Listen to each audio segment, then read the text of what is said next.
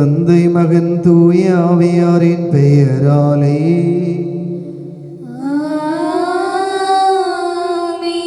நம் ஆண்டவராகிய இயேசு கிறிஸ்துவின் அருளும் கடவுளின் அன்பும் தூய ஆவியாரின் தோழமையும் நம் அனைவரோடு என்றும் இருப்பதாக.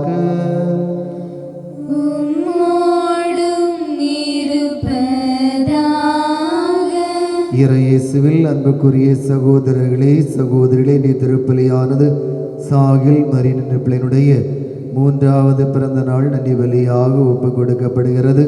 இறைவன் பிள்ளை நிறைவாக ஆசீர்வதிக்க வேண்டும் என்றும் நல்ல உடல்நலத்தையும் ஆரோக்கியத்தையும் பொழிந்து தூய ஆவியினுடைய கனிகளை உடையில் நிறைவாக பெற்று இறைவனுக்கு உகந்த பிள்ளையாக வாழ வளர இறைவன் அருள் புரிய வேண்டும் என்று நாம் இந்த பலியிலே சிறப்பாக ஜெபிப்போம்.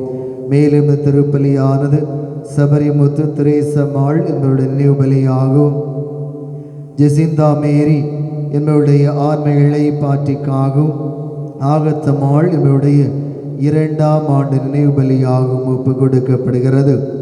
இறைவன் இவர்கள் ஒவ்வொருவருக்கும் முடிவெல்லாம் வாழ்வை அளிக்க வேண்டும் என்றும் இவர்கள் எந்நாளும் எப்பொழுதும் பிறந்தவருடைய தோழமையிலே சங்கமிக்கும் இறைவனை முகமுகமாய் தரிசிக்கின்ற பேரின்பத்தை இறைவன் இவர்கள் ஒவ்வொருவருக்கும் அளிக்க வேண்டும் என்று நாம் இந்த பலியிலே சிறப்பாக மன்றாடுவோம்.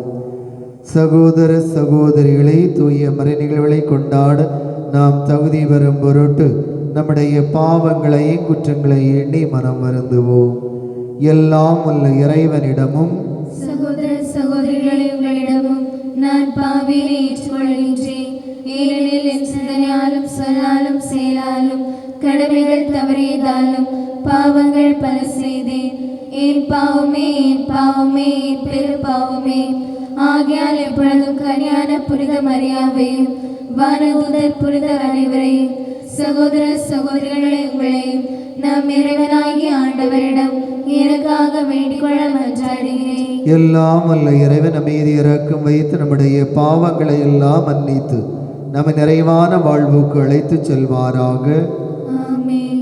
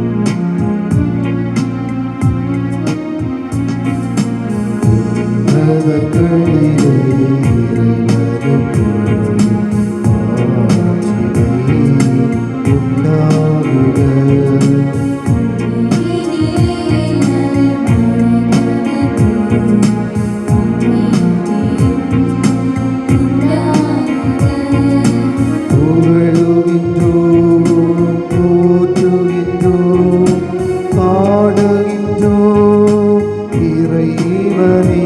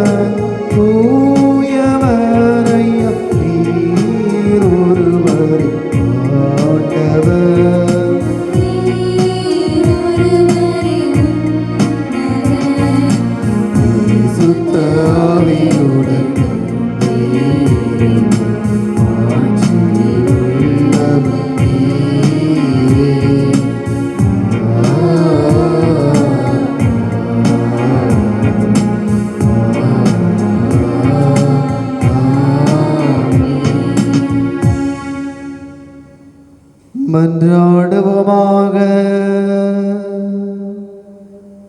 என்றென்றும் உள்ள எல்லாம் வல்ல இறைவா, எங்கள் தகுதிக்கும் நாங்கள் விரும்பி கேட்பதற்கு மேலாகவே உமது மிகுதியான பரிவிரக்கத்தால் எங்களுக்கு அருள்கின்றீர். அதனால் எங்கள் மீது உமது இரக்கத்தை பொழிந்து மனச்சான்றுக்கு அச்சம் விளைவிப்பவற்றை மன்னித்து நாங்கள் கேட்க தயங்கும் மன்றாட்டை நிறைவேற்றுவீராக. உம்மோடு தூய ஆவியாரின் ஒன்றிப்பில் இறைவனாய் என்றென்றும் வாழ்ந்து ஆட்சி செய்கின்றவர் வழியாக உம்மை மன்றாடுகின்றோம்.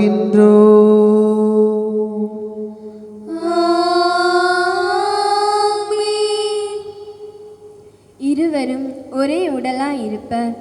தொடக்க நூலிலிருந்து வாசகம். 2ஆம் அதிகாரம் 18 முதல் 24 வரை உள்ள இறை வார்த்தைகள். அனைத்தையும் படித்து முடித்த பின் ஆண்டவராகிய கடவுள், மனிதன் தனிமையாக இருப்பது நல்லதன்று, அவனுக்கு தகுந்த துணையை உருவாக்குவேன் என்றார்.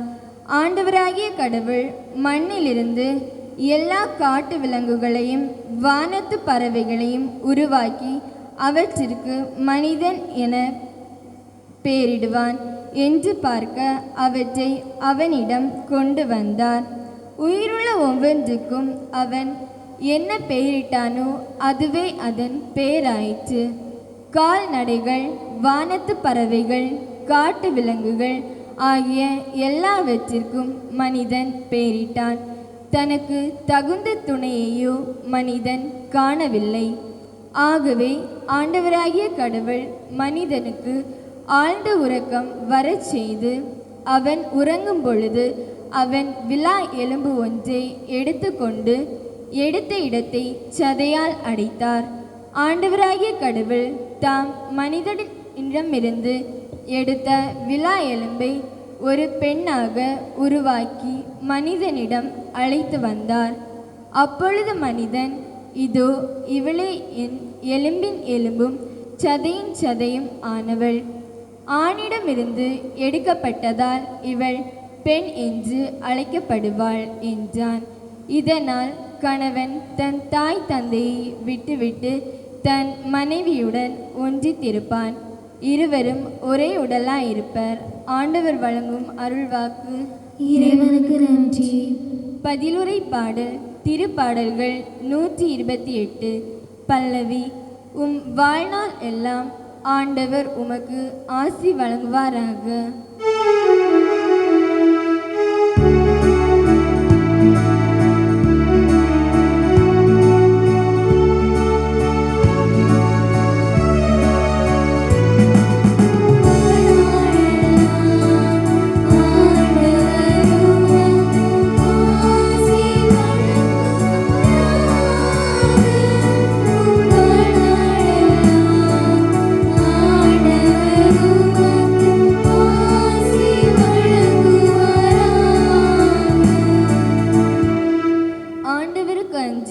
அவர் வழிகளில் நடப்போர் பேறு பெற்றோர்.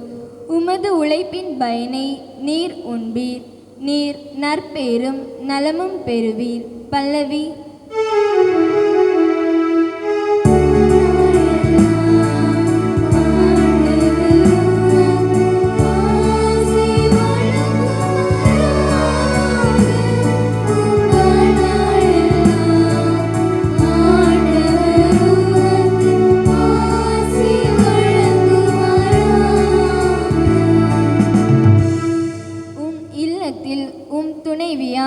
கனி தரும் திராட்சை கொடி போல் இருப்பார். உண்ணும் இடத்தில் உம் பிள்ளைகள் ஒலிவ கன்றுகளைப் போல் உம்மை சூழ்ந்திருப்பர். பல்லவி.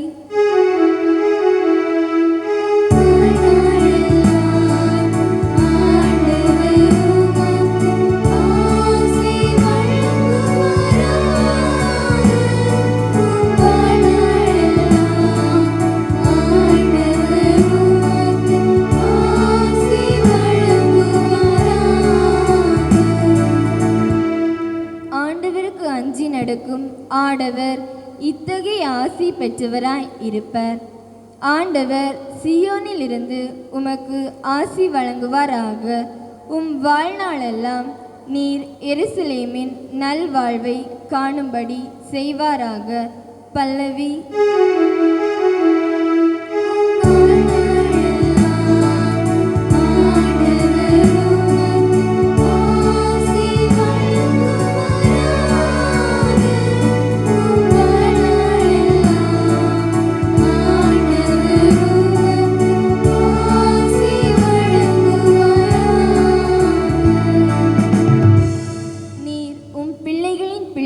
காண்பீராக.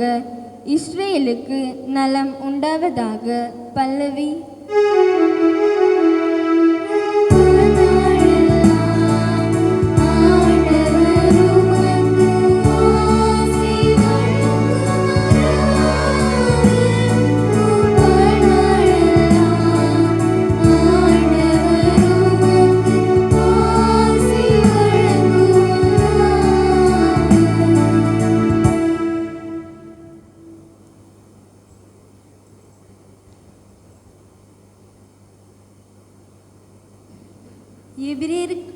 எபிரேயருக்கு எழுதப்பட்ட திருமுகத்திலிருந்து வாசகம்.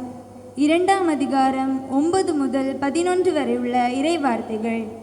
சகோதர சகோதரிகளே, நாம் காண்பது சிறிது காலம் வானதுதரை விட சற்று தாழ்ந்தவராக்கப்பட்ட இயேசுவையே.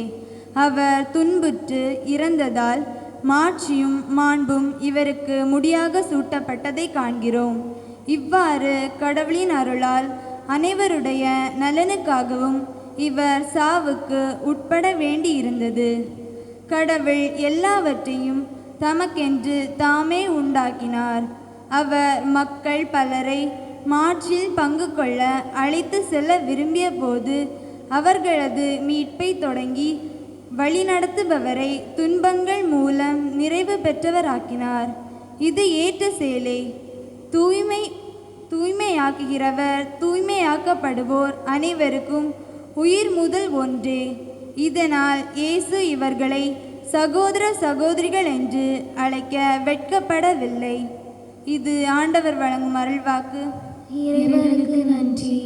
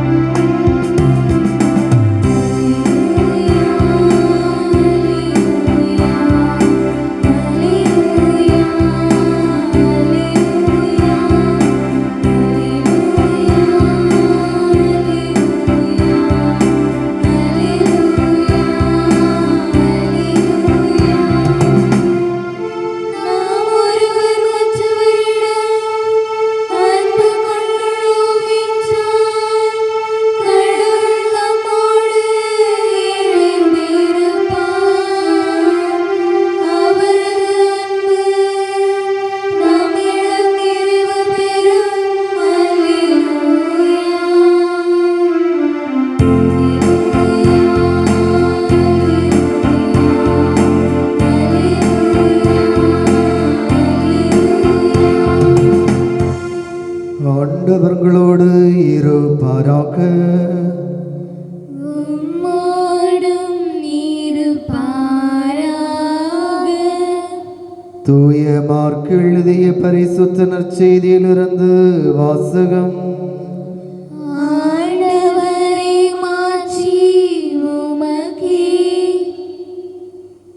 அதிகாரம் 10. இறை வார்த்தைகள் 2 முதல் 16 வரை. பரிசேயர் இயேசுவை அணுகி, கணவன் தன் மனைவியை விலக்கி விடுவது முறையா என்று கேட்டு அவரை சோதித்தனர். அவர் அவர்களிடம் மறுமொழியாக, மோசே உங்களுக்கு இட்ட கட்டளை என்ன என்று கேட்டார். அவர்கள், மோசே மணவிலக்கு சான்றிதழ் எழுதி அவரை விலக்கி விடலாம் என்று அனுமதி அளித்துள்ளார் என்று கூறினார்கள். அதற்கு இயேசு அவர்களிடம், உங்கள் கடின உள்ளத்தின் பொருட்டே அவரை கட்டளை எழுதி வைத்தார். படைப்பின் தொடக்கத்திலே கடவுள் ஆணும் பெண்ணுமாக அவர்களை படைத்தான். இதனால் கணவன் தன் தாய் தந்தையை விட்டுவிட்டு தன் மனைவியுடன் ஒன்றித்திருப்பான். இருவரும் ஒரே உடலாய் இருப்பர். இனி அவர்கள் இருவர் அல்ல, ஒரே உடல். எனவே கடவுள் இணைத்ததை மனிதர் பிரிக்காதிருக்கட்டும் என்றார். பின்னர் வீட்டில் இதை பற்றி மீண்டும் சீடர் அவரை கேட்டனர். இயேசு அவர்களை நோக்கி, தன் மனைவியை விலக்கிவிட்டு வேறொரு பெண்ணை மணப்பவன் எவரும் அவருக்கு எதிராக விபச்சாரம் செய்கிறான். தன் கணவரை விலக்கிவிட்டு வேறொருவரை மணக்கும் எவளும் விபச்சாரம் செய்கிறாள் என்றார். சிறு பிள்ளைகளை இயேசு தொட வேண்டும் என்று அவர்களை சிலர் அவரிடம் கொண்டு வந்தனர். சீடரோ அவர்களை அதட்டினர். இயேசு இதை கண்டு கோபம் கொண்டு, சிறு பிள்ளைகளிடம் வரவிடுங்கள், அவர்களை தடுக்காதீர்கள், ஏனெனில் இறையாட்சி இத்தகையோருக்கே உரியது. இறையாட்சி சிறு பிள்ளையைப் போல் ஏற்றுக்கொள்ளாதோ அதற்கு உட்பட மாட்டார் என உறுதியாக உங்களுக்கு சொல்கிறேன் என்றார். பிறகு அவர் அவர்களை அரவணைத்து தம் கைகளை அவர்கள் மீது வைத்து ஆசி வழங்கினார். ஆண்டவரின் அருள்வாக்கு. கிறிஸ்துவே உமக்கு புகழ். இறையேசுவில் அன்புக்குரிய சகோதரர்களே, சகோதரிகளே, இன்றைய வாசகங்களும் பதிலுரை பாடலும் குடும்ப வாழ்க்கையை பற்றி நமக்கு சொல்லுகின்றது. குடும்பம் ஒரு பல்கலைக்கழகம்.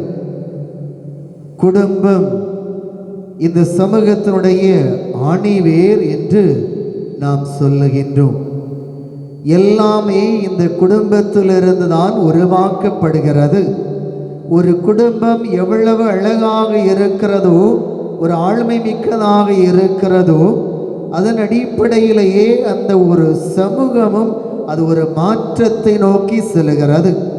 ஒரு சமூகம் வளர்ச்சியை நோக்கி செல்கிறது என்றால் அந்த சமூகம் சார்ந்திருக்கின்ற சமூகத்தில் இருக்கின்ற குடும்பங்கள் வளர்ச்சியை நோக்கி செல்லுகின்றன என்பதை நாம் சொல்ல முடியும்.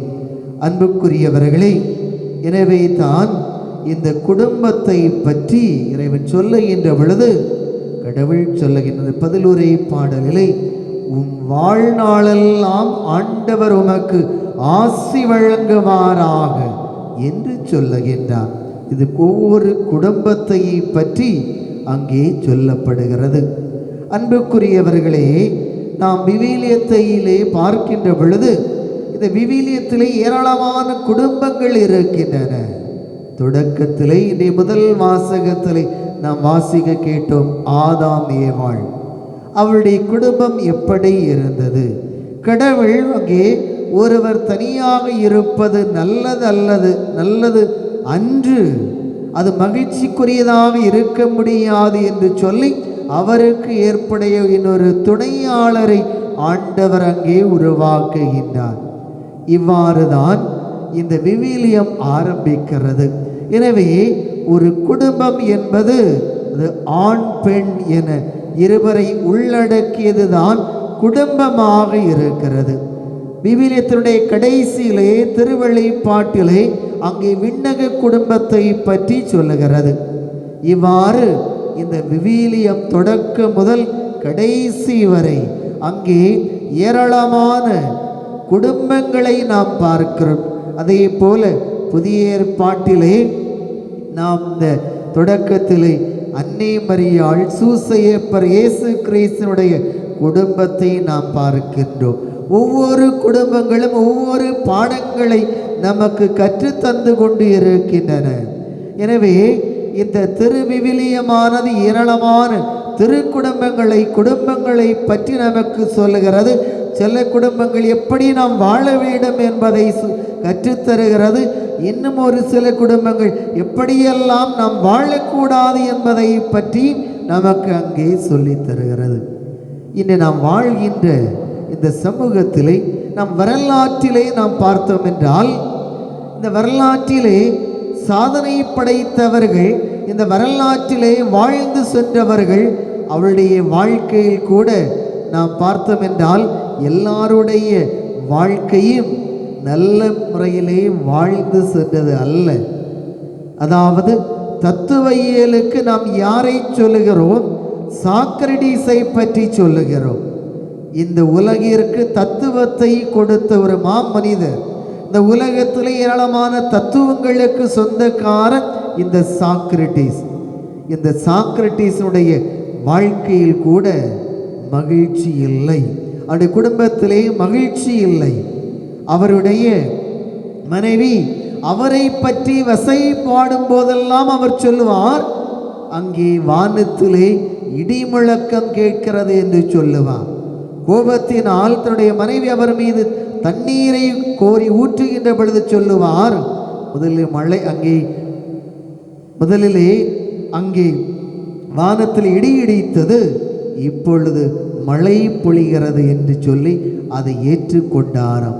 அன்புக்குரியவர்களே, இந்த உலகிற்கு தத்துவங்களை கொடுத்த ஒரு மனிதனுடைய வாழ்க்கையிலேயே மகிழ்ச்சி இல்லை. அதே போல இந்த உலகத்திலே எழுத்தாளர் டால்ஸ்டாயை பற்றி நீங்கள் கேள்விப்பட்டு இருப்பீர்கள். அவர் எழுதிய ஒரு படைப்பு அன்னா கரீனா என்ற ஒரு படைப்பு, ஒரு புத்தகம். இதிலே 3 ஆண்டுகள் அவர் இரவு பகலாக கடினப்பட்டு வேலை செய்கின்றார். அதில் அவருடைய மனைவியினுடைய பங்களிப்பு சோனியா, அவருடைய பங்களிப்பு என்பது மிக மிக அதிகமாக இருந்தது. எனவே அவருடைய அனுமதி கேட்காமலே இதை யார் வேண்டுமானாலும் நீங்கள் பதிப்பு பெற்று செய்து கொள்ளலாம், அச்சேற்றிக் கொள்ளலாம் என்று அவர் காப்புரிமையை பொதுவுடைமையாக்கினார். எனவே அவரை விட்டு அவருடைய மனைவி பிரிந்து செல்கின்றார். கடைசியிலே அவர் இறக்கின்ற நேரம் வரை அவர் சந்திக்கவில்லை. அன்புக்குரியவர்களே, எனவே குடும்பத்திலே வாழ்க்கை, இன்றைய சமூகத்திலே நாம் பார்த்தோம் என்றால் வரலாற்றிலே வாழ்ந்து சாதனை படைத்தவருடைய வாழ்க்கையிலே பல மனிதனுடைய வாழ்க்கையிலே அமைதி இல்லை. இன்றும் ஏராளமான மனிதனுடைய வாழ்க்கையிலே அமைதி இல்லை. இந்திய நாட்டு சட்டம் சொல்லுகிறது, திருச்சபை சட்டம் சொல்கிறது, ஒரு திருமண வாழ்க்கையுடைய மிக மிக முக்கியமான இன்றியமையாத பண்புகள் என்ன? 2. அது திருமணத்திற்கு வருகின்ற யார் கேட்டாலும் சரியாக சொல்வதில்லை. ஆனால் மிக மிக முக்கியமானது, 1 ஒருமைத்தன்மை, 2 முறிவுபடா தன்மை. நாம் வாகனத்திலே எழுதி போட்டிருப்பார்கள், ஒருவருக்கு ஒருத்தி அல்லது ஒருத்திக்கு ஒருவன் என்ற ஒரு சிந்தனை. 2வது அது முறிவுபடா தன்மை. ஒருவரை திருமணம் செய்து கொண்டார் என்றால் அது வாழ்நாள் முழுவதும் யாராலும் பிரிக்க முடியாது. அது திருச்சபையாலும் சரி, நாட்டு சட்டத்தினாலும் பிரிக்க முடியாது. எனவே அது நாம் பிரிக்க முடியாத தன்மையால் அது பிணைக்கப்பட்டிருக்கிறது. எனவே தான் நாம் அதை உடன்படிக்கை என்று நாம் சொல்லுகின்றோம். அன்புக்குரியவர்களே, ஒரு பெண்மணி தன்னுடைய கணவரிடத்திலே பகிர்ந்து கொள்ளுகின்றாள். நான் வேலை பார்க்கின்ற அலுவலகத்திலே எனக்கு எவ்வளவு சோதனைகள் துன்பங்கள் வந்தாலும் நான் உங்களுடைய புகைப்படத்தை ஒரு முறை பார்த்து விட்டேன் என்றால் நான் மகிழ்ச்சியாகி விடுவேன், அதை சமாளித்து விடுவேன். உடனே கணவருக்கு பெரும் மகிழ்ச்சி. என்னுடைய புகைப்படத்தை பார்த்து கொண்டு என்னுடைய மனைவி இந்த அலுவலகத்தில் எவ்வளவு திறமையாக சமாளிக்கிறாள் என்று அவர் பெருமிதத்தோடு நினைத்து கொள்வாள். அவர் கேட்பார், எப்படி அது உன்னால் முடிகிறது என்று கேட்கின்ற பொழுது அவர் சொல்லுவாள், அதாவது இந்த வீட்டிலே உம்மை நான் மிக நேர்த்தியாக சமாளிக்கிறேன் என்றால் அலுவலகத்தில் யாரை வேண்டுமானாலும் எளிதாக சமாளித்து விடலாம் என்று எனக்கு அந்த சக்தி பிறக்கிறது என்று எதிர்மறையான ஒரு கண்ணோட்டத்திலே அவர் அங்கே சொல்லுகிறார். அன்புக்குரியவர்களே, இதே போலத்தான் இந்த குடும்பங்கள் இருந்து கொண்டு இருக்கின்றன. ஆனால் குடும்பம் சமூகத்தின் ஆணிவேர் என்று சொல்லப்படுகிறது. குடும்பம் இந்த சமூகத்தினுடைய உச்சமாக இருக்கிறது. இந்த குடும்பம் நலமாக இல்லை என்றால் இந்த சமூகம் நலமாக இயங்க முடியாது என்று சொல்லப்படுகிறது. அதாவது காலத்தினுடைய ஓட்டத்திலே, நாகரிக வளர்ச்சியிலே, பண்பாட்டு வளர்ச்சியிலே மனிதருக்கு கிடைத்த ஒரு ஒப்பற்ற ஒரு நல்ல ஒரு பண்பு தான், நல்ல ஒரு காரியம்தான் இந்த குடும்பம். இது குடும்பத்திலே இன்று கூட்டு குடும்பம் எல்லாம் இல்லை, இது தனி குடும்பமாக மாறிக்கொண்டு இருக்கிறது. ஒருவர் அனுசரித்துக் கொள்வதே மிக மிக கடினமாக இருக்கிறது. அதாவது ஒரு மனிதர். அவர் என்ன செய்கிறார் என்றால், அவர் தன்னுடைய வாழ்க்கையிலே எல்லாவற்றையும் இழந்து தன்னுடைய வாழ்க்கையினுடைய இறுதி உச்சத்திற்கு, அது இறப்புக்கு செல்லுகின்றார். அப்பொழுது அவர் சொல்லுகின்றார், அவர் சொன்ன வரிகள், இந்த உலகத்திலே எதுவும் நிரந்தரமில்லை. இந்த உலகத்தில் நாம் எதை சம்பாதித்தாலும், எந்த பணத்தை சம்பாதித்தாலும் அது நமக்கு நிறைவை தருவதில்லை. மாறாக குடும்பத்திலே அன்பும் புரிதலும், இந்த 2 காரியங்கள் ஒரு குடும்பத்தில் இருந்தால் அதைவிட சொர்க்கம் எதுவுமே இல்லை என்று அவர் சொல்லுகின்றார். அன்புக்குரியவர்களே, இதுதான் உண்மை. இந்த குடும்பத்திலே அன்பு இல்லை, புரிதல் இல்லை. இந்த 2ம் இல்லை என்றால் பணம் இருந்தால் என்ன, சொத்து இருந்தால் என்ன, பங்களா இருந்தால் என்ன, எதுவுமே நமக்கு பயன் அளிப்பதில்லை. அன்பு இருக்க வேண்டும், புரிதல் இருக்க வேண்டும். இந்த 2ஐயும் நாம் விட்டுவிட்டு, இந்த 2ஐயும் நாம் காற்றிலே நாம் பறக்க விட்டுவிட்டு நாம் வாழ்ந்தோம் என்றால் எதுவுமே நமக்கு பயன் இல்லை. இதைத்தான் அண்டார்டிகா பகுதியிலே ஆராய்ச்சியில் ஈடுபட்டு தன்னுடைய வாழ்க்கை இறப்பை எண்ணிக்கொண்டிருந்த அட்மிரல் பேர்ட் என்ற ஒரு மனிதர் அவர் சொன்ன வரிகள், அன்பும் புரிதலும். அன்புக்குரியவர்களே, ஏன் ஒரு குடும்பம் ஆணிவேர் என்று சொன்னோம் என்றால், ஒரு குடும்பம் தான் ஒரு மனிதனை அல்லது குழந்தையை உருவாக்குகிற ஒரு ஆளுமையை உருவாக்குகின்றது, ஆளுமையை செதுக்குகின்றது. அந்த ஆளுமை எவ்வாறு உருவாக்கப்படுகிறதோ அதை பொறுத்துதான் அந்த சமூகத்துடைய வளர்ச்சி ஏற்படுகிறது. எனவே அன்புக்குரியவர்களே, இந்த சமூகத்திலே நாம் குடும்பம் மிக மிக முக்கியம். அதாவது பழைய ஏற்பாட்டிலே மோசே எங்கே சொல்லுகின்றார், ஒருவரை நாம் மனவிலக்கு செய்து கொள்ளலாமா, மனைவி விலக்கி விடுவது முறையா என்று கேட்கின்ற பொழுது அங்கே இயேசு கிறிஸ்து சொல்லுகின்றார். எதற்காக அவர் மோசே சொன்னார், உங்களுடைய கடின உள்ளத்தின் பொருட்டே இவ்வாறு சொன்னார். ஆனால் நீங்கள் ஒரு பெண்ணை இச்சையோடு நோக்குகிறவரும் இல்லை என்றால் அவரை விலக்க வேண்டும் எண்ணுகின்றவரும் அவர் தவறு செய்யினார் என்று சொல்லுகின்றார். அன்புக்குரியவர்களே, இதற்கு தான் இன்றைய திருப்பாடல் பதிலுரை பாடல் 128 அழகான பதிலை சொல்லுகிறது. உன் வாழ்நாளெல்லாம் ஆண்டவர் உமக்கு ஆசி அளிப்பாராக. யாருக்கு ஆசி அளிப்பார்? ஆண்டவருக்கு அஞ்சி அவர் வழியில் நடப்போர் பேறு பெற்றோர்.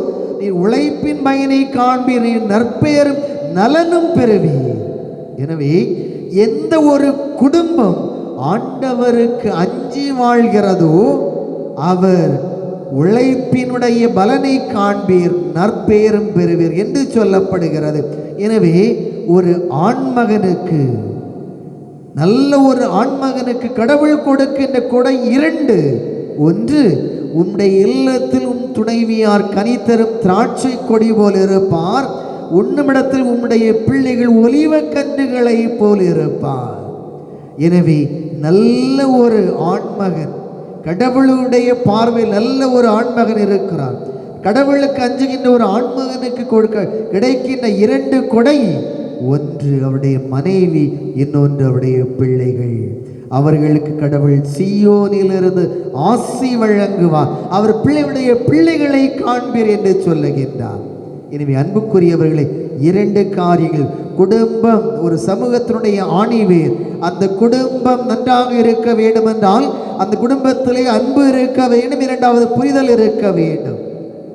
2வதாக அந்த ஆண்மகன் கடவுளுக்கு அஞ்சுவராக இருக்க வேண்டும். அவர் எல்லா ஆசிரியரையும் பெற்றுக்கொள்வார் என்று சொல்லப்படுகிறது. எனவே அன்புக்குரியவர்களை, நம்முடைய குடும்பங்கள், நம்முடைய ஒவ்வொரு குடும்பங்களுக்காக இந்த பலியிலே சிறப்பாக ஜெபிப்போம். இறைவன் எல்லா குடும்பங்களையும் ஆசீர்வதித்து அந்த குடும்பத்திலே அன்பும் புரிதலும் செழித்தோங்க வேண்டும் என்றும், 2வது இறைவன் மீது பற்றுறுதி கொண்ட குடும்பமாக திகழ நாம் திருப்பலியிலே தொடர்ந்து மன்றாடுவோம். ஆமீன். நாம் எழுந்து நின்று நம்முடைய விசுவாசத்தை அறிக்கையிடுவோம். ஒரே கடவுளை நம்புகின்றேன். விண்ணகமும் மண்ணகமும் காண்பவை காணாதவை யாவும் படைத்த எல்லாம் வல்ல தந்தை அவரே. கடவுளின் ஒரே மகனாய் உதித்த ஒரே ஆண்டவர் இயேசு கிறிஸ்துவை நம்புகின்றேன். இவர் காலங்களுக்கெல்லாம் முன்பே தந்தையிடமிருந்து பிறந்தார். கடவுளினின்று கடவுளாக ஒளியில் நின்று ஒளியாக, உண்மை கடவுளில் நின்று உண்மை கடவுளாக உதித்தவர். இவர் உதித்தவர் உண்டாக்கப்பட்டவர் அல்ல, தந்தையோடு ஒரே பொருளானவர். இவர் வழியாகவே யாவும் படைக்கப்பட்டன. மனிதர் நமக்காகவும் நம் மீட்புக்காகவும் விண்ணகம் இருந்து இறங்கினார். தூய ஆவியால் கன்னி மரியாவிடம் உடல் எடுத்து மனிதரானார். மேலும் நமக்காக பொந்திய பிலாத்தின் அதிகாரத்தில் சிலுவையில் அறையப்பட்டு பாடுபட்டு இறந்து அடக்கம் செய்யப்பட்டார். மறைநூல்களின்படி மூன்றாம் நாள் உயிர்த்தெழுந்தார்.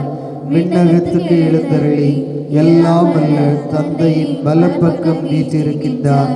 வாழ்வோரையும் இறந்தோரையும் தீர்ப்பிட மாட்சியுடன் மீண்டும் வர இருக்கின்றார். அவரது ஆட்சிக்கு முடிவேறாது. தந்தையிடமிருந்து மகனிடமிருந்தும் புறப்படும் ஆண்டவரும் உயிரளிப்பவருமான தூய ஆவியாரை நம்புகிறேன். இவர் தந்தையோடும் மகனோடும் ஒன்றாக ஆராதனையும் மாட்சியும் பெறுகின்றார். இறைவாக்கினர்கள் வாயிலாக பேசியவர் இவரே. ஒரே புனித கத்தோலிக்க திருத்தூதர் வழிவரும் திரு அவையை நம்புகிறேன். பாவ மன்னிப்புக்கான ஒரே திருமுழுக்கை ஏற்றுக்கொள்கின்றேன். இறந்தோரின் உயிர்ப்பையும் வரவிருக்கும் மறு உலக வாழ்வையும் எதிர்பார்க்கின்றேன். ஆமென்.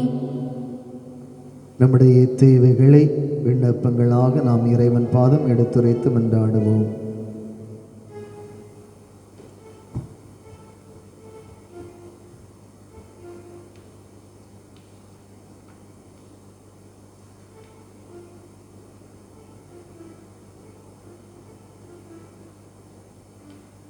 அன்பே உருவான ஆண்டவரே, உம்முடைய பிள்ளைகளாகி நாங்கள் உம்மிடத்தில் எடுத்து வைத்துள்ள மன்றாட்டுகளுக்கு கனிவாய் செவி சாய்த்தருளும். குடும்பம் ஒரு சமூகத்தினுடைய ஆணிவேர். விவிலியத்திலே ஏராளமான குடும்பங்கள் இருக்கின்றன. அந்த குடும்பங்கள், பல குடும்பங்கள் எங்களுக்கு நல்ல பாடங்களை கற்றுத்தருகின்றன. நாங்கள் எப்படி வாழ வேண்டும் என்பதை கற்றுத்தருகின்றன. நாங்கள் வாழுகின்ற சமூகத்திலே ஏராளமான குடும்பங்கள் எதிர்மறை பார்வையோடு தேவையற்ற காரியங்களுக்கு விவாகரத்து பெற்று நீதிமன்றங்களிலே படியேறி நீதிமன்றங்களிலே காத்து கிடப்பதை பார்க்கின்றோம். அன்பும் புரிதலும் இல்லாமல், விட்டு கொடுத்தலும் இல்லாமல், புரிந்து கொள்ளுதல் இல்லாமல் வாழ்கின்ற சூழலை சமூகத்திலே பார்க்கின்றோம். எனவே குடும்பங்களிலே அன்பு இல்லை, அமைதி இல்லை, ஒற்றுமை இல்லை, பகிர்வு இல்லை, நிம்மதி இல்லாத ஒரு சூழலை பார்க்கிறோம். அன்பு ஆண்டவரை, நாங்கள் இன்று சிந்தித்தது போல குடும்பங்களிலே அன்பும் புரிதலும்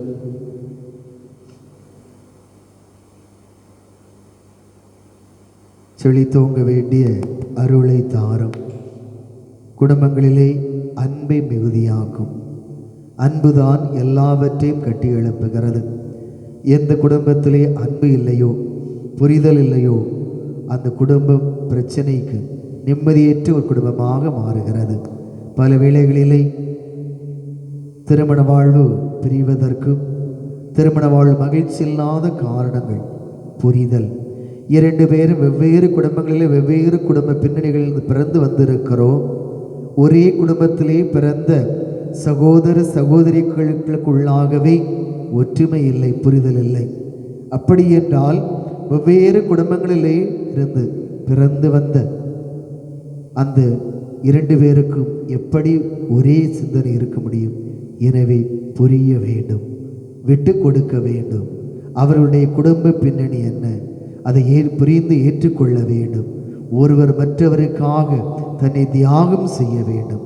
அவ்வாறு செய்கின்ற பொழுதுதான் அங்கே புரிதல் அதிகமாக இருக்கிறது. இல்லை என்றால் பணம் இருக்கலாம், சொத்து இருக்கலாம், படிப்பு இருக்கலாம், அந்தஸ்து இருக்கலாம், பதவி இருக்கலாம், பட்டங்கள் இருக்கலாம், ஆனால் நிம்மதி இல்லை, குடும்பத்தில் ஒற்றுமை இல்லை, சமாதானம் இல்லாத ஒரு சூழல்.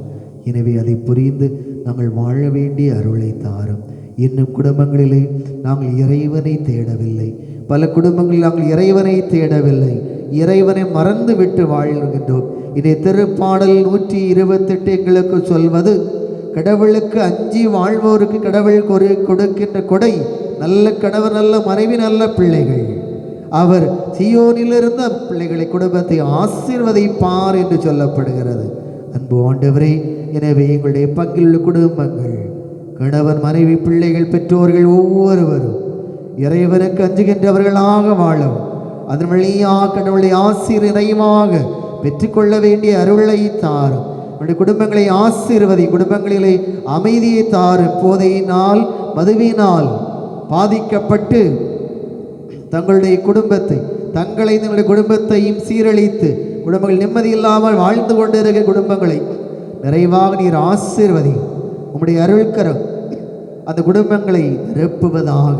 அதன் வழியாக தீய பழக்க வழக்கங்களில், போதையிலிருந்து, மதுவிலிருந்து விடுவிக்கப்பட்டு குடும்பத்தை அன்பு செய்கின்றவர்களாக வாழ வேண்டிய அருளை தாரும். அன்பு ஆண்டவரை, இந்த வேளையிலே உள்ளூரிலே, வெளிநாடுகளிலே, ஊர்களிலே வேலை செய்கின்றவர்களை ஆசீர்வதியும். வேலைக்கான உத்தரவாதத்தை கொடும், வேலை வாய்ப்பை கொடும், வேலைக்கான ஊதியத்தை கொடுத்து ஆசீர்வதியும். இன்னும் குடும்பங்களை நல்ல மகிழ்ச்சியான சூழலினால் நிரப்பீர்களும். என்னுடைய பங்கை ஆசீர்வதியும், பங்கு பணிகளை ஆசீர்வதியும், ஆலய பணிகளை ஆசீர்வதியும். நாங்கள் மேற்கொள்ளுகின்ற ஒவ்வொரு காரியங்களை நீதாம எங்களோடு உடனிருந்து எங்களுக்கு நல்ல சிந்தனை, நல்ல தெளிவையும் கொடுத்து இந்த ஆலயம் எப்படிப்பட்ட ஆலயமாக வடிவமைக்கப்பட வேண்டும், அது எங்களுடைய விருப்பம் அல்ல, உம்முடைய விருப்பம். நீர் வாழுகின்ற ஒரு ஆலயம், உம்மை நாங்கள் தேடி வர வேண்டும். அத்தகைய ஒரு ஆர்வத்தை இந்த ஆலயத்தில் நாங்கள் கண்டுகொள்ளவும், அத்தகைய ஒரு சிந்தனையை எங்களுக்கு தந்த நல்ல மனிதர்களை என கண்டுகொண்டு நாங்கள் நல்ல காரியங்களை நாங்கள் செய்ய வேண்டிய அருளை தாரும். எங்களை தொடர்ந்து ஆசீர்வதியும். மக்களுக்கு பொருளாதார வளர்ச்சியை கொடுத்து அதன் வழியாக பங்களிப்பையும் நல்ல நன்கொடைகளையும் தாராள உள்ளத்தோடு கொடுத்து இந்த ஆலயத்தை நாங்கள் மிக விரைவாக அர்ச்சிக்கின்ற ஒரு சூழலுக்கு எங்களை கொண்டு வந்து சேர்க்க நாங்கள் ஜெபிக்கிறேன். எங்களை ஆசீர்வதியும், எல்லா நன்மைகளால் நிரப்ப வேண்டும் என்று எங்கள் ஆண்டவராகிய கிறிஸ்து வழியாக கொண்டாடுகின்றோம்.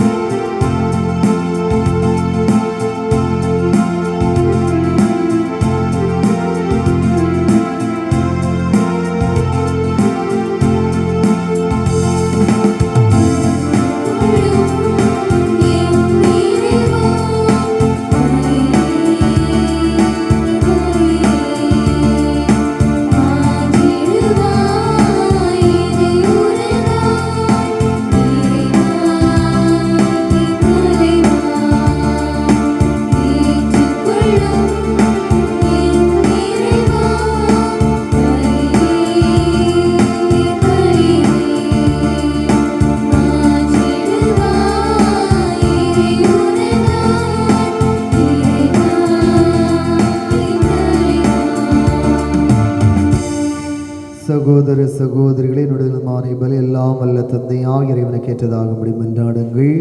ஆண்டவர் தமது பெயரின் புகழ்ச்சிக்காகவும் ஆட்சிக்காகவும் நமது நன்மைக்காகவும் புனித திரு அவை அனைத்து நன்மைகளுக்காகவும் உமது கையிலிற்றி பலி ஏற்றுக்கொள்வாராக.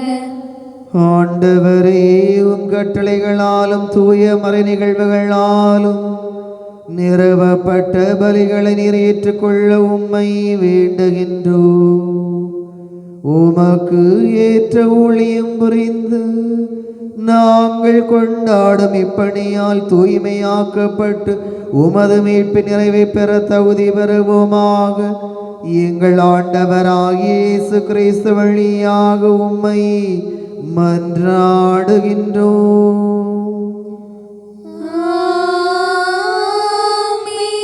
ஆண்டவர் உங்களோடு இருப்பாராக.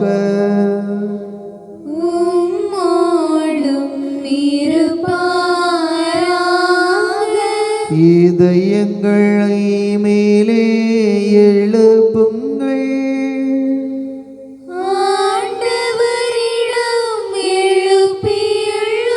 நம் இறைவனாகிய ஆண்டவருக்கு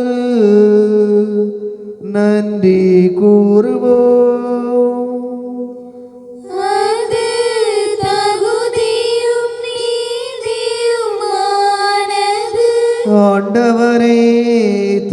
தூயவரான தந்தையே, என்றும் வாழும் எல்லாம் வல்ல இறைவா, எந்நாளும் எவ்விடத்திலும் நாங்கள் உமக்கு நன்றி செலுத்துவது மெய்யாகவே தகுதியும் நீதியும் ஆகும். எங்கள் கடமையும் மீட்புக்குரிய செயலுமாகும். ஏனெனில் எங்கள் புகழரை உமக்கு தேவை என்று, ஆயினும் நாங்கள் உமக்கு நன்றி செலுத்துவது உமது அருள் கொடையாலேயே. நாங்கள் உம்மை புகழ்ந்துரைப்பது உமது மாட்சியை மிகுதிப்படுத்தாதேனும் எங்கள் ஆண்டவனாகிய கிறிஸ்து வழியாக நாங்கள் மீட்பு அடைய பயன்படுகின்றது. ஆகவே வான தூதத்திரளோடு ஒன்று சேர்ந்து நாங்களும் உம்மை புகழ்ந்தேத்தி மகிழ்ச்சியுடன் அறிக்கையிட்டு பாடுவதாவது: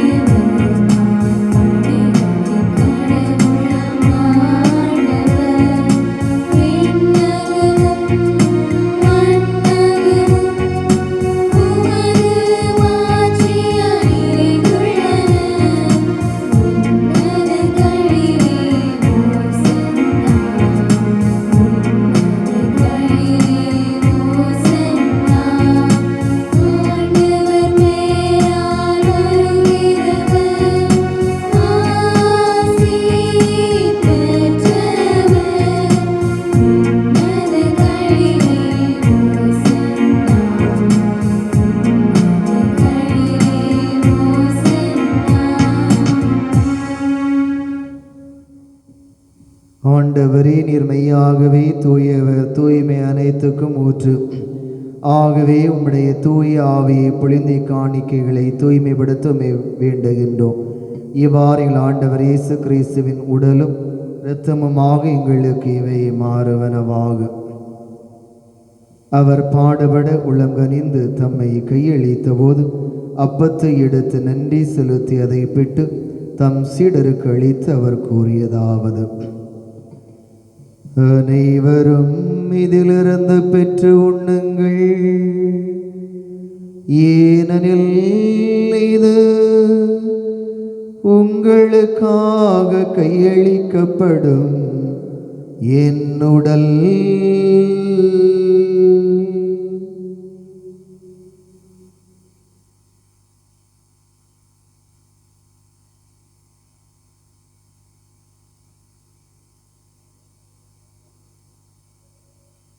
அவ்வண்ணமே இரவிருந்து அருந்தேவின் கிண்ணத்தையும் எடுத்து மீண்டும் உமக்கு நன்றி கூறி தம் சீடருக்கு அளித்து அவர் கூறியதாவது: அனைவரும் இதிலிருந்து பெற்று பருகுங்கள், ஏனெனில் இது புதிய நிலையான உடன்படிக்கைக்குரிய இரத்தத்தின் கிண்ணம். இது பாவ மன்னிப்புக்கென்று உங்களுக்காகவும் பலருக்காகவும் சிந்தப்படும். இதை நினைவாக செய்யுங்கள்.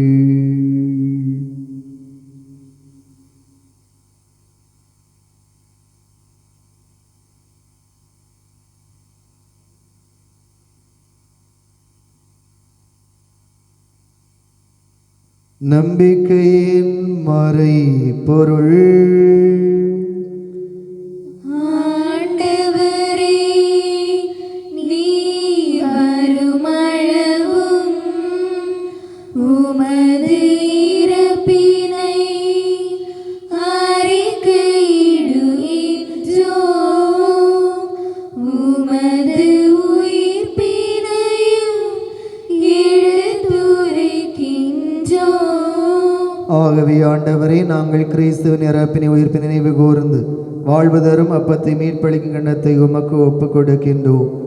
திருமணின்று உமக்கு ஒளியும் புரிய தகுந்தவர்களை ஏற்றுக்கொண்டீர். எனவே உமக்கு நன்றி செலுத்துகின்றோம். மேலும் கிறிஸ்து உடலிலும் இரத்தத்திலும் பங்கு கொள்ளும் எங்களை தூய ஆவியார் ஒன்று சேர்க்க வேண்டும் என உம்மை தாழ்மையுடன் மன்றாடுகின்றோம்.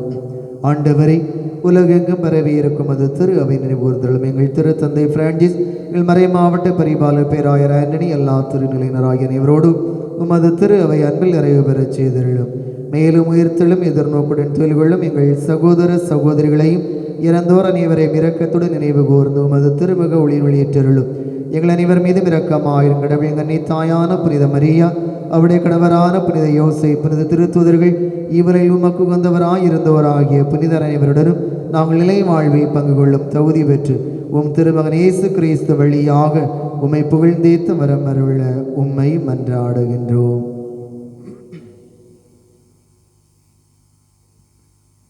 இவர் வழியாக இவரோடு இவரில் எல்லாம் வல்ல இறைவனாகிய தந்தை தூயாவின் ஒன்றிப்பில் எல்லா புகழும் ஆட்சியும் என்றென்றும் உமக்கு உரியதே.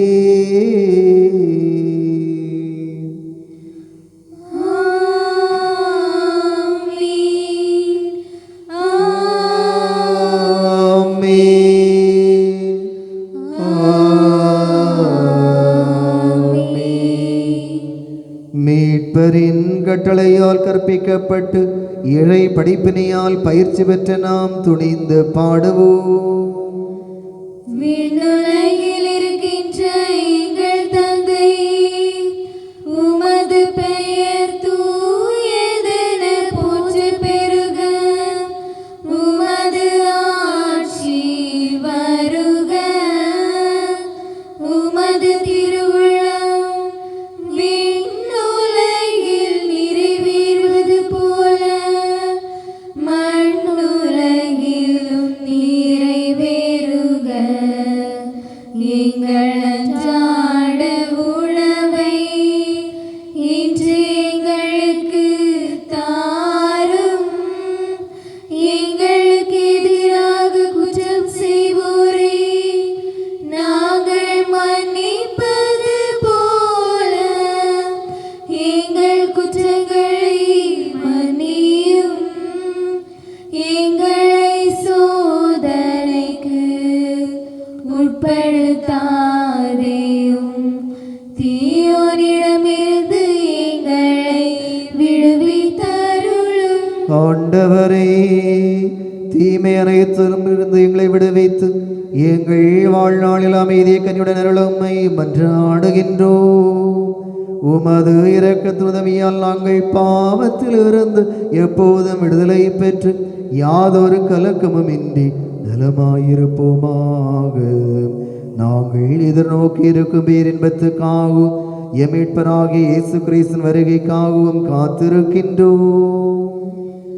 ஏனெனில் ஆட்சியும் வல்லமையும் மாட்சியும் என்றென்றும் உமதே. ஆண்டவரே இயேசு கிறிஸ்துவே, அமைதி உங்களுக்கு விட்டுச் செல்கின்றேன், அமைதி உங்களுக்கு அளிக்கிறேன் என்றும் திருத்துதர்களுக்கு விழித்தீரே.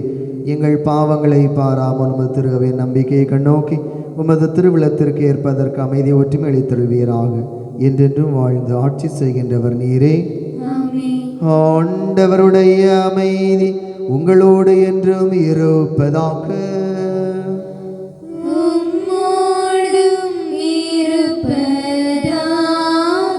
ஒருவருக்கொருவர் மகிழ்ச்சி நிறைந்த உறவின் வாழ்த்துக்களை பகிர்ந்து கொள்வோம். சமாதானம்.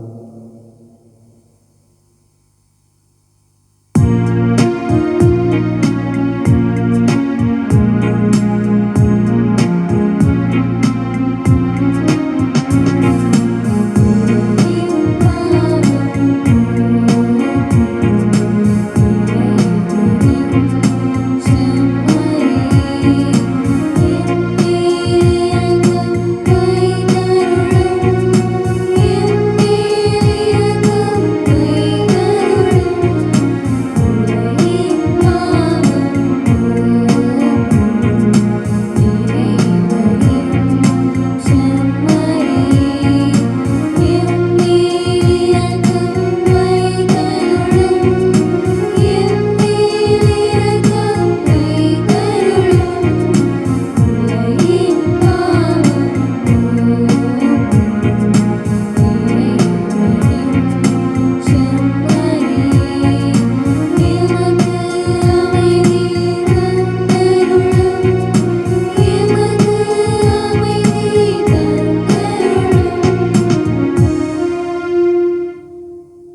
இதோ இறைவனின் செம்மறிதோ உலகின் பாவங்களை போக்குகின்றவர். விடுவிருந்து கிடைக்க பெற்ற நாம் அனைவரும் பெயர் பெற்றோர். ஆண்டவரே, நீர் இல்லத்திழங்கர நான் தகுதியற்றவள். ஆனால் ஒரு வார்த்தை மட்டும் சொல்லியருளும், எனது ஆன்மா நலமடையும்.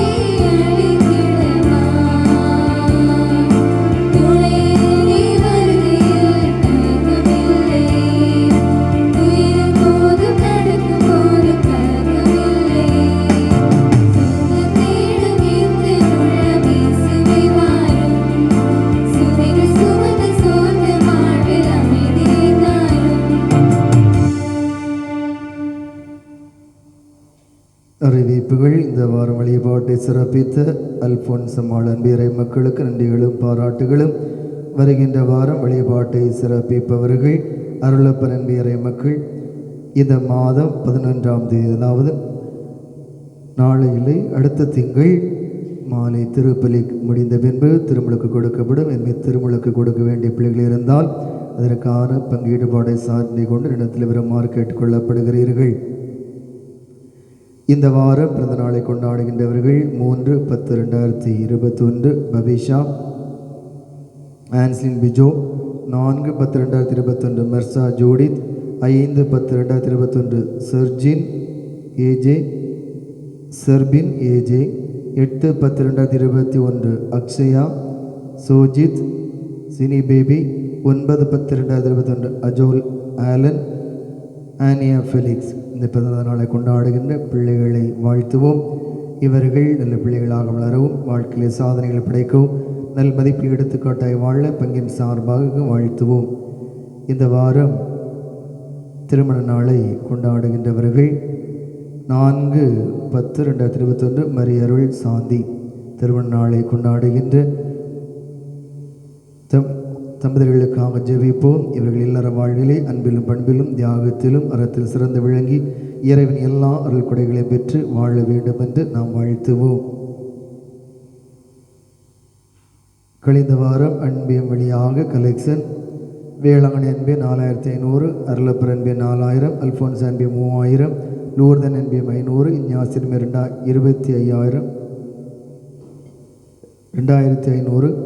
அந்தோணியர் அன்பியம் 6500, ஜான் பிரிட் அன்பியம் 4200, ஆரோக்கியன் அன்பியம் 900, மார்க் அன்பியம் 6500, சுசேப்பன் 5500, பனிமேன் அன்பியம் 500, அன்னிதரசு அன்பியம் 1150. மொத்தம் 62,250. நன்கொடை அன்னம்மாள் மணி இளம்பிளாவிளை ரூபாய் 5000 வழங்கியிருக்கிறார்கள். உன் குடும்பத்திற்காக நாம் சிறப்பாக ஜெபிப்போம். என்னுடைய அருள்கரம் குடும்பத்தின் நிறைவாக தங்கி எல்லா நன்மைகளையும் வளங்களையும் இவர்கள் நலமோடு பெற்று வாழ வேண்டும் என்று நம்முடைய பங்கின் சார்பாக அவர்களை வாழ்த்துவோம். இறுதி ஜெபத்திற்காக நாம் எழுந்து நிற்போம். நன்றி கூறி மன்றாடுவோமாக. என்றும் வாழுமெல்லாம் வல்ல இறைவா, நாங்கள் பெற்றுக்கொண்ட கிறிஸ்துவின் அருளடையாளத்தால் புத்துணர்வும் ஊட்டமும் பெறுகின்றோம். இவ்வாறு நாங்கள் அவராகவே மாறிட எங்களுக்கு அருள்வீராக. எங்கள் ஆண்டவராகிய இயேசு கிறிஸ்து வழியாக உம்மை மன்றாடுகின்றோம்.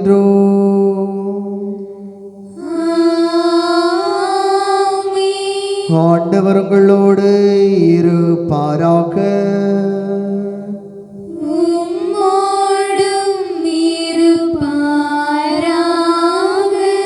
எல்லாம் வல்ல இறைவன் தந்தை மகன் தூய ஆவியார் உங்களுக்கு ஆசி வழங்குவாராக.